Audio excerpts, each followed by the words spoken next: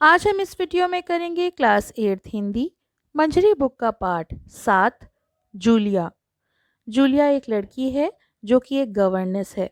Governance यानी सेविका। वो बच्चों को पढ़ाती है, उनका ख्याल रखती है और इस प्रस्तुत एकांकी में उसकी मार्मिक पीड़ा मतलब मन को छू जाने वाली तकलीफ और विवशता का सजीव चित्रण किया गया है। वहीं दूसरी ओर शोषण से मुक्ति पाने का प्रभावी संदेश भी है कि अगर आप कहीं पर अपने हक के लिए नहीं बोलते हैं तो आपका शोषण किया जाता है और इसके लिए आपको ही आवाज़ उठानी पड़ेगी। इस बात के लिए भी इस कहानी द्वारा संदेश मिलता है। तो चलिए इसे शुरू करते हैं। बच्चों की गवर्नेंस जूलिया वसुदेवना आती है। जूलिया दबे स्वर में यानी धीरे से बोलती हैं, आपने मुझे बुलाया था मालिक? तो गृह स्वामी कहते हैं, हाँ हाँ बैठ जाओ जूलिया, खड़ी मत रहो। जूलिया बैठती हुई वो बैठ जाती है और कहती है, शुक्रिया। गृह स्वामी, हाँ तो जूलिया, मैं तुम्हारी तनख्वाह का हिसाब करना चाहता हूँ। तनख्वाह यानी सैलरी। मेरे ख्याल से तुम्हें पैसों की ज़रूरत होगी और जितना मैं तुम्हें अब तक जान सका हूँ, मुझे नहीं लगता कि तुम कभी मुझसे पैसे मांगोगी। इसलिए मैं खुद ही तुम्हें पैसे देना चाहता हूँ। हाँ तो तुम्हारी तनख्वाह 30 रूबल महीना तय हुई थी।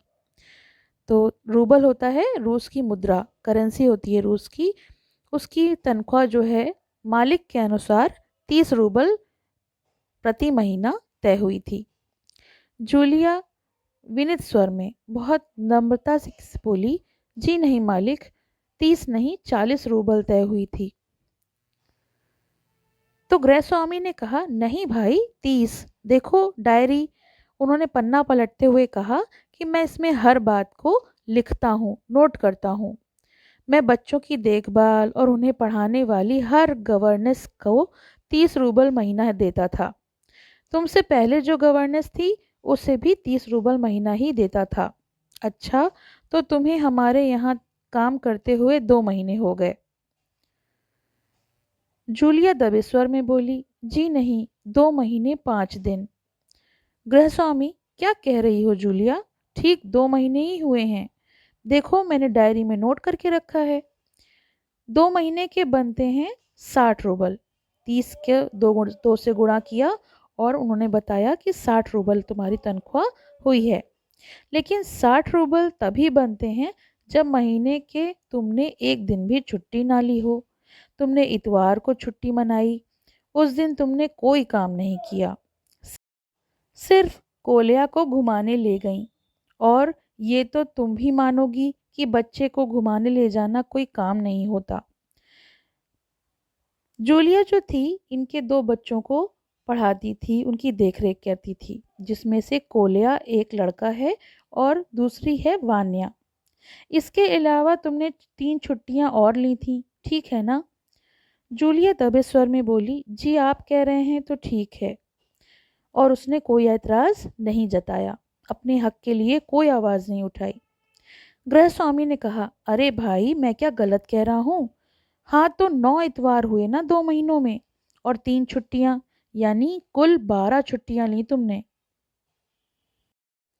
गृह स्वामी कड़े स्वर में, दिए होंगे नहीं, दिए थे। तो ठीक है ना, अब घटाओ, 41 में से 27 बचे 14। क्यों, हिसाब ठीक है ना? जूलिया बोली, मुझे अभी तक एक बार भी पैसे नहीं मिले। वो मुझे मालकिन ने दिए थे, वो बस 3 रूबल थे। गृह स्वामी जैसे आसमान गिर गया हो, इतना गुस्से में हो गए कि मालकिन ने मुझसे पूछे बिना तुम्हें 3 रूबल दे दिए। तुम ना बताती तो अनर्थ हो जाता। खैर, देर से ही सही, मैं इसे डायरी में लिख लेता हूँ। 14 में से 3 और घटा दो तो बचते हैं 11 रूबल। जेब से निकालकर उन्होंने आगे की तरफ बढ़ा दिए और कहा, ये लो तुम्हारी तनख्वाह, संभाल लो, गिन लो ठीक से। जूलिया ने कांपते हाथों से रूबल ले लिए और कहा, धन्यवाद। गृहस्वामी सोफे से उछलकर खड़े हो गए और भारी आवाज में कमरे में इधर उधर चक्कर लगाने लगे। धन्यवाद? जूलिया, तुमने धन्यवाद कहा? और गुस्से से, धन्यवाद किस बात का कहा तुमने? जूलिया, आपने मुझे पैसे दिए इसलिए मैंने आपको धन्यवाद कहा। गृहस्वामी ने कहा, अच्छा, तुम मुझे धन्यवाद दे रही हो जूलिया, जबकि तुम अच्छी तरह जानती हो कि मैंने तुम्हें ठगा है, तुमको धोखा दिया है, तुम्हारी मेहनत की कमाई जो है वो हड़प ली है, और तुम मुझे इसके बावजूद धन्यवाद कह रही हो। जूलिया बोली, जी मालिक। गृहस्वामी बोले, जी मालिक? जी मालिक क्या होता है? जूलिया डर जाती है भयभीत स्वर में, क्योंकि इससे पहले उसने जहाँ जहाँ काम किया था उन लोगों ने उसे एक भी पैसा नहीं दिया, लेकिन गृह मालिक ने उसे 11 रूबल दिए। इस बात का उसने धन्यवाद किया। गृहस्वामी क्रोध में कांपते हुए और उत्तेजित स्वर में, बड़े एक्साइटेड होकर, उन लोगों ने तुम्हें एक भी पैसा नहीं दिया जूलिया? मुझे ये बात जानकर बिल्कुल भी आश्चर्य नहीं हो रहा, क्योंकि तुम अपने हक के लिए बोलती ही नहीं हो, इसलिए उन लोगों ने तुम्हारी इस बात का फ़ायदा उठाया। मुझे इस बात के लिए माफ़ कर देना, मैंने तुम्हारे साथ ये छोटा सा क्रूर मजाक किया था, तुम्हें सबक सिखाना चाहता था। देखो जूलिया, मैं तुम्हारा एक भी पैसा नहीं मारूंगा, मतलब एक भी पैसा नहीं काटूंगा। 40 रूबल तय हुए थे और 2 महीने के 80 रूबल होते हैं, और उन्होंने 80 रूबल निकाल कर उसको दे दिए।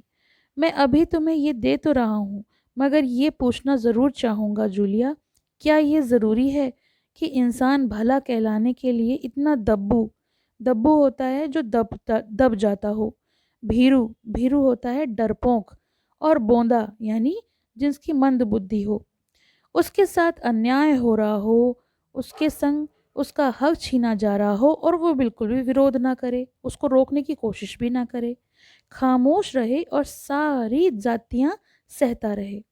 नहीं जूलिया, तुम इस तरह से खामोश नहीं रह सकती। अगर तुम अपनी बात को नहीं मनवाओगी, अगर अपने हक के लिए नहीं बोलोगी, तो लोग अपने को बचाए रखने के लिए, इस दुनिया में जीने के लिए, तुम इस कठोर, क्रूर, निर्मम और हृदयहीन संसार से लड़ना होगा। कठोर यानी जिनके अंदर बिल्कुल भी नम्रता नहीं होती, क्रूर जो आपके हित के लिए नहीं सोचते, निर्मम जिनके अंदर बिल्कुल भी दया नहीं होती, और हृदयहीन जो दिल रखते ही नहीं है। और ऐसी दुनिया में जीना है तो अपने बारे में सोचना पड़ेगा, अपने दांतों और पंजों के साथ लड़ना होगा, पूरी शक्ति के साथ। मत भूलो जूलिया, इस संसार में दब्बू और ऋण रहित लोगों के लिए कोई स्थान नहीं है, कोई स्थान नहीं है। इस एकांकी के लेखक हैं अंतोन चेखव, जिनका जन्म 18 जनवरी सन 1860 में हुआ था। वो एक नाटककार थे और इनके द्वारा कई नाटक लिखे गए थे। संसार में अपमान, अन्याय, उत्पीड़न और प्रति संघर्ष और विरोध करने की चेतना समाहित थी। इनका निधन 15 जुलाई 1904 ईस्वी को हुआ। तो लेखक यहाँ पर ये बताना चाहते हैं इस एकांकी के द्वारा कि हमें कभी भी किसी के आगे दबना नहीं चाहिए, डरना नहीं चाहिए, हमेशा अपने हक के लिए डटे रहना चाहिए। जैसे कि जूलिया, वो अपने दब्बू और डरपोक स्वभाव के कारण हमेशा उसकी विवशता का लोग फ़ायदा उठाते थे, लेकिन हम तो ये पार्ट यहाँ पे समाप्त हो गया। इसके प्रश्नाभ्यास चाहिए तो उसका लिंक आपको डिस्क्रिप्शन में मिल जाएगा।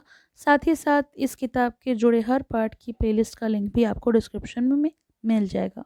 आपने अगर अभी तक मेरे चैनल को सब्सक्राइब नहीं किया है तो प्लीज़ सब्सक्राइब कर लें, और साथ ही साथ बेल आइकन को प्रेस करना ना भूलें, जिससे कि आपको आने वाले वीडियोस के अपडेट्स मिलते रहें। पसंद आया हो तो लाइक, शेयर, सब्सक्राइब ज़रूर करें। धन्यवाद।